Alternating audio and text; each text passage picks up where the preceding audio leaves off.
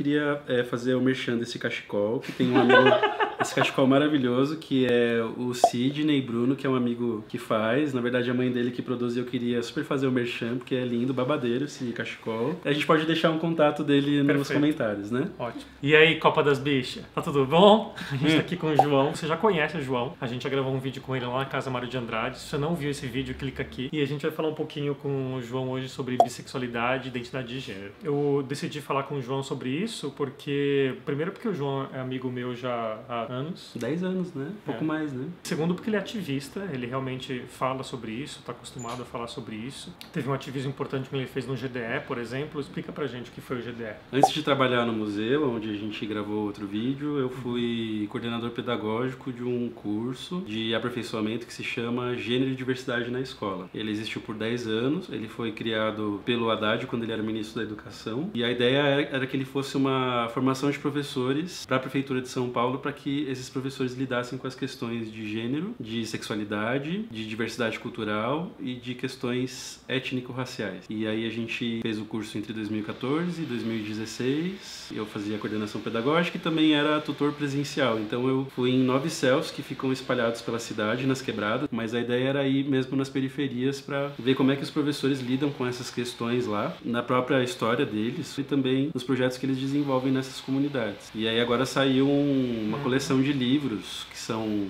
11 livros e 2 DVDs, que contam um pouco dessa história e também estão disponíveis na plataforma do curso, que agora o curso virou uma plataforma livre e qualquer pessoa que queira trabalhar esses temas na comunidade que tá, pode fazer isso por conta própria. A gente coloca o link na descrição. Isso. Dentro desse ativismo, claro, né, desse ativismo que tem a ver com a identidade de gênero e também tem a ver, né, com a sua experiência, com a sua vivência e tal, como é que é encarar o tema da bissexualidade dentro desse tema mais geral, dentro dessa abrangência de gênero? Existe uma brincadeira no movimento bi que é você pegar a sigla mais básica, LGBT, e deixar G muito grande, L um pouco menor e B e T pequeno, quase invisível. E a gente está falando isso para conversar um pouco sobre como existe uma visibilização dos bissexuais, assim. Por exemplo, existe um movimento acontecendo agora que parte de uma comunidade que existe nas redes sociais, que é o B-Sides. O B-Sides é um portal, um grupo que agrega pessoas que são bi do Brasil e do mundo inteiro, assim, né? E eles estão fazendo um movimento agora que se chama Primavera Bi, que é uma mobilização que aconteceu nessa última parada para que exista uma representação na parada do ano que vem de um grupo de bissexuais, porque isso, por incrível que pareça, ainda não existe. Então o que acontece é que muitas vezes as pessoas desconsideram essa característica, porque isso também tem a ver com bifobia. As pessoas tendem a pensar que o bissexual é um estágio transitório, assim. Isso. Que o bissexual é um gay que ainda não se encontrou, ou um hétero que ainda não se encontrou. E isso faz parte também do que a gente debate quando a gente fala dos preconceitos, porque é como se você dissesse que a bissexualidade não existe. E se ela não existe, também não existem pessoas que passam por questões específicas desse tipo de identidade. É isso que a gente está falando de dentro do movimento, né? Eu estava pensando, vindo para cá, de como é que isso funciona na mídia, de como que a mídia lida com isso, de como esse apagamento é ainda mais violento e ainda mais intenso. Porque realmente não se fala sobre isso, se fala para uma dessas duas identidades, como você disse, né? Ou elas são heterossexuais, ou quando ela tem relações com outras mulheres e com outros homens, são homossexuais. Quando a gente fala em representação nas novelas, por exemplo, se fala muito sobre a representação gay, né, homoafetiva, mas se fala muito pouco sobre a representação bissexual, que parece que é realmente uma anomalia, parece que não existe. É como se a bissexualidade, ela perturbasse mesmo o sistema, porque de alguma maneira também ela fala um pouco sobre esse aspecto complexo da sexualidade dos afetos, assim.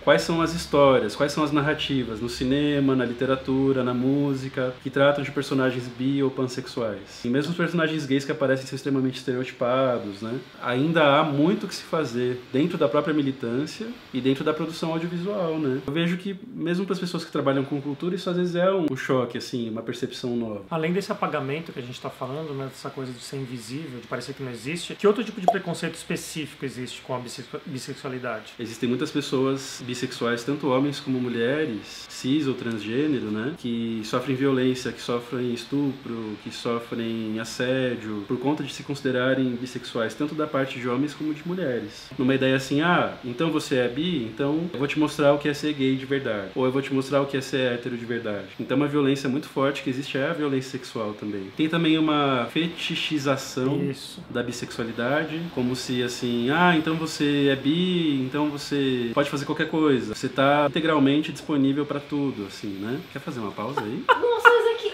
Ai, não! É que vocês não estão vendo, mas é que apagou, tá atacando a Natália ali. Apagou, o que é isso, meu? Pronto.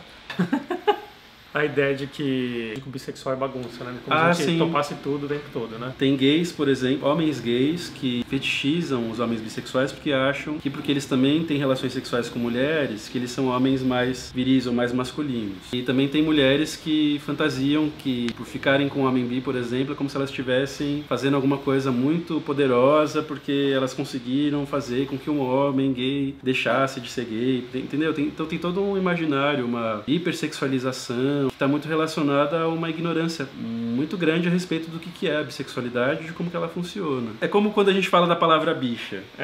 Que bicha era um jeito de se referir de maneira pejorativa aos homossexuais. E hoje a gente tem uma coisa de elevar a palavra e falar assim, não, sou bicha sim, bicha bichona, bichérrima, obrigada. Né? Então, da mesma maneira, o movimento bi, ele tende a falar, então, a gente tem sim outras possibilidades, a gente pode se envolver sim com homens e mulheres, quando a gente quiser. A gente pode se sentir confuso em relação à própria experiência afetiva e sexual, sim. Lidem com isso. É né? como se a heteronormatividade não fosse confusa e frágil e etc, né? E construída também, cheia de problemas, né? Cheia de problemas. Sim. E qual é o papel do lugar de fala nessa coisa toda? Porque a gente está falando, né, sobre bissexualidade, vivendo isso. Qual é o papel para você desse lugar de fala, dessa questão de que só o bissexual deve falar sobre isso? Tem um papel? Isso é importante? Isso é um exagero? Assim, as pessoas, elas naturalmente não são educadas, infelizmente, aqui no Brasil e acho que no mundo todo, para lidar com as sexualidades que fogem um pouco do script que a gente está acostumado. Nesse caso, a questão do lugar de fala ela é muito importante porque a gente ainda tem poucos homens e mulheres bi, trans ou cisgênero, né, falando sobre essa questão, assim, publicamente. Então eu acho que nesse tipo de situação a gente, quando tá falando sobre bissexualidade, a gente para um pouco e escuta como é que o outro lida com a questão. Porque de maneira geral a gente tem uma tendência ao apagamento, à violência. Por isso que a gente tava conversando, né, no começo do vídeo sobre a questão da sigla, né? É isso. Que hoje a gente usa LGBTQAPI+. Por que a gente coloca tanta letra se o mais, por exemplo, representa todos os grupos, né? A gente coloca tanta letra justamente para legitimar os lugares de fala e para dizer que essas pessoas existem, que elas têm as suas particularidades e que elas estão lutando para conquistar um espaço, né? Na minha vivência particular, o que aconteceu é que eu me assumi, assim, como homossexual, né? Quando eu estava na faculdade ainda, em torno de 2003, 2004. E aí, quando eu me assumi como gay, todo mundo ficou tipo, ai, nossa, que maravilha, arrasou, viado. No ambiente da universidade, era um feito, assim. Só que, agora mais recentemente, né, o que acabou acontecendo comigo é que, mesmo depois de ter me assumido por 10 anos como homossexual, eu acabei me apaixonando perdidamente por uma mulher. E aí isso me fez perceber que eu estava muito mais próximo da bissexualidade do que da homossexualidade. Só que muitas pessoas que no começo me apoiaram, quando eu saí do armário gay, me achovalharam quando eu saí do armário bi, assim. Então o que eu ouvi era que se eu tinha certeza, se eu não estava me enganando ela. E o que aconteceu é que eu me apaixonei de verdade e vivi um grande amor com essa mulher. Assim é a nossa vida afetiva, a nossa identidade, a nossa vida sexual, assim. Mas eu acho que a gente não se apaixona por um sexo, né? A gente se apaixona por um conjunto de coisas em que o sexo também tá lá dentro, né? Exato. O que acontece é que os rótulos, eles não dão conta de definir a nossa identidade por completo, assim. Então hoje, talvez o que mais se aproxima do que eu acho que eu sou é a ideia de bissexual, de pansexual, né? Mas o que eu vivi também é que esses são termos que não dão muita conta, assim, da complexidade que é a vida afetiva. Então, por exemplo, hoje eu admito falar disso publicamente porque eu gostaria muito que adolescentes, por exemplo, vissem eu falando disso e achassem que isso é normal, que não tem nada de errado, que não é estranho você ser bi ou ser pansexual, né? Eu acho que é uma questão muito particular, muito subjetiva, né? E que as pessoas precisam lidar com essa complexidade. É por isso que eu me caracterizei, assim, para fazer o vídeo, né? Essa história do João das Flores, que é uma espécie de personagem que eu monto, assim, né? Vem de uma conversa minha sobre isso com uma amiga que eu conheci muitos anos atrás, a Cris. Uma vez ela teve um sonho comigo em que ela me via voando, assim, colorida. Ela falava assim, João, o que você tá fazendo aí? Ela falava, eu tô voando aqui livre e tal. Ela falava assim, então você não é o João, você é o João das Flores. E toda vez que eu acho que eu tô conseguindo promover um debate a respeito disso, é como se eu fosse João das Flores também, entendeu? Das cores dos amores, né? Alguém que tivesse preocupado em lutar para que as pessoas possam amar e serem amadas sem que elas sofram nenhum tipo de violência ou de preconceito. E por que você acha que existe essa curiosidade tão grande das pessoas em saber qual é o lugar do afeto dos outros? Eu já vivi muito isso, né? Muito isso ao longo da carreira como professor, né? Uhum. Querer saber se o outro é gay ou não, querer saber se o outro é, sei lá, bi ou não, enfim, hétero ou não. É uma insegurança do próprio indivíduo, talvez? Eu acho que tem uma complexidade nisso também. A gente também constrói o nosso jeito de amar, o nosso jeito de se relacionar, observando as pessoas que convivem com a gente. Então os pais são uma referência importante, os amigos são uma referência importante. E os professores também. Tem um pouco uma curiosidade que todo mundo tem, independente do lugar e da relação que tá, que é essa sexualidade de querer sacar como é que é a sexualidade do outro. Eu quero saber como é esse outro, eu quero ver como ele é, eu quero saber com quem ele fica, eu quero saber como ele é pelado. A sexualidade tem isso, desse mistério, né? Porque a gente coloca um tabu na sexualidade. Mas eu acho que também tem a questão do espelhamento, de como a gente toma o outro como referência. É uma curiosidade que faz parte do processo, assim. Enquanto a gente escolheu trabalhar com educação, cabe a nós mexer nas questões que as pessoas não querem mexer. Uma questão pela qual a gente inevitavelmente vai passar é a questão dos afetos, é a questão da sexualidade, é a questão do amor, é a questão de como a gente vai vivendo uma vida estúpida, em que a gente fica horas e horas cumprindo uma designação que passaram e a gente não tem espaço nem tempo para ser autêntico, para ser quem a gente quer ser. Para amar quem a gente quer amar, né? A partir disso surge uma cadeia de amor e de ódio, assim, né? À medida que a gente se define, à medida que a gente é mais autêntico, a gente acaba se aliando com pessoas que estão nessa demanda, né? E que querem sair do armário, que querem ser felizes, que querem falar o que pensam, falar o que sentem, né? Mas a gente tem pessoas também que estão absolutamente ocupadas em policiar e reprimir essas coisas. E que querem, assim, um policiamento dos afetos e da sexualidade. É o famoso fiscal de cu, né? Exatamente. Não diria melhor.